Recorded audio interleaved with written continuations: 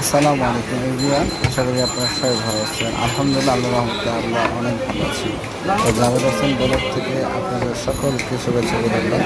আজকে দেখুন যারা কোরবানি ঈদে নিহারি দিয়ে তন্দুরি খাওয়ার জন্য যারা অনেক পাগল হয়ে থাকেন, তো আজকে তাদের জন্য এই ভিডিওটা দেখেন। আমি হয়তো আমরা হাজারিবাগের শাহালুম মামা হোটেলে গিয়েছিলাম।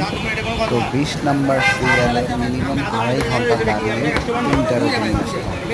তো যারা এই শাহালুম মামা হোটেলে নিহারি দিয়ে রুটি খেতে চান, তন্দুরি রুটি, তো খুব সকাল সকাল কিন্তু আপনারা সিরিয়াল দিয়ে থাকবে। ঠিক আছে, খুব সিরিয়ালটা খুব সকাল সকাল দিয়ে থাকবে। তো দেখেন তারা কীভাবে রুটিগুলো বানাইতেছে, কীভাবে রুটিগুলো করতেছে, কীভাবে তন্দুর করতেছে।